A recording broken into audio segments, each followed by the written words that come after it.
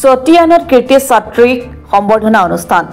অসম ৰাজ্যিক দিনী তালিমী বোৰ্ডৰ পঞ্চম জমাতে অনুষ্ঠিত কৰা বৃত্তি পৰীক্ষাত চতিয়ান খালপাৰ মুনাজ্জাম মক্তবৰ 5 গৰাকীকৈ মেধাৱী ছাত্ৰীয়ে সুখ্যাতিৰে উত্তীৰ্ণ হৈ বৃহত্তৰ চতিয়ান অঞ্চললৈ গৌৰৱ কঢ়িয়াই আনিছে সমাজৰ আগত নিজৰ লগতে মাদ্ৰাছা আৰু এছডিএল আঞ্চলিক দিনী তালিমী বোৰ্ডৰ নাম উজ্বলাই তোলা মেধাৱী ছাত্ৰীসকলক সোমবাৰে মাদ্ৰাছাৰ তৰফৰ পৰা ফুলাম গামোচা আৰু জাপিৰে সম্বৰ্ধনা জনোৱা হয়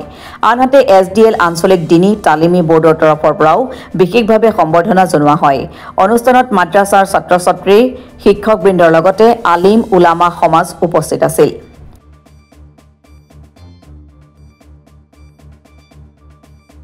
এই সম্বৰ্ধনা সভাত উপস্থিত হোৱা এছডিএল আঞ্চলিক দিনী তালিম বোৰ্ডৰ বিষয়ববীয়া নগাঁও জিলা দিনী তালিম বোৰ্ডৰ উপসভাপতি যিজন আজিৰ সভাৰো সভাপতি আছিলে আমাৰ উস্তাদ জনাব হজৰত মৌলানা ইছৰাইল হুছেইন সাহেব আদি কৰি যিসকল ব্যক্তি সমাজৰ ৰাইজ বিশিষ্ট ব্যক্তি যুৱকসকল মুৰব্বীসকল সকলোকে ধন্যবাদ জনাইছোঁ সকলোৱে সকলো ধৰণৰ সহায় সহযোগিতা সুপৰামৰ্শ সদায় আগবঢ়াই যাব বুলি আমি আশাবাদী হয় আজি আমি চতিয়ান যিটো খালপাৰ চুবাই বক্তব্য আছে তাত ছগৰাকী ছাত্ৰীয়ে উত্তীৰ্ণ হৈছে গতিকে এই ছাত্ৰ ছাত্ৰীসকলক এছডিএম বোৰ্ডৰ ফালৰ পৰা ৰাজ্যিক দিনী তালিম বোৰ্ডৰ ফালৰ পৰা তেখেতসকলক যি সম্বৰ্ধনা অনুষ্ঠান হৈছে সেই সম্বৰ্ধনা অনুষ্ঠানত উপস্থিত থাকে সঁচাকৈ আমি নগাঁও জিলা আমচুৰ ফালৰ পৰা তেখেতসকলক আমি ধন্যবাদ জ্ঞাপন কৰিছোঁ কাৰণ আমাৰ চুবাহী বক্তব্যসকলৰ ছাত্ৰ ছাত্ৰীসকলৰ যি প্ৰতিভা আছে সেই প্ৰতিভাখিনি তেখেতসকলে ওলাই আনি আছে আৰু অনাগত দিনত এনেকুৱা ছাত্ৰ ছাত্ৰীয়ে ভাল ফলাফল হৈ দেশৰ ভৱিষ্যত নাগৰিক হ'ব বুলি আমি আশাবাদী আমাৰ এছডিএল আঞ্চলিক দিনী তালিম বোৰ্ডৰ তৰফৰ পৰা এই চতিয়ান খালপাৰ চুবাহী বক্তব্যৰ ছাত্ৰীজনে প্ৰথম লাভ কৰিছে সেই লাভ কৰাৰ আৰু যোৱা বছৰ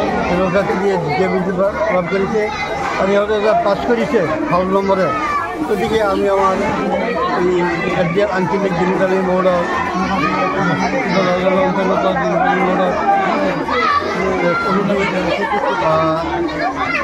আমি সকলোৱে গৌৰৱান্বিত আৰু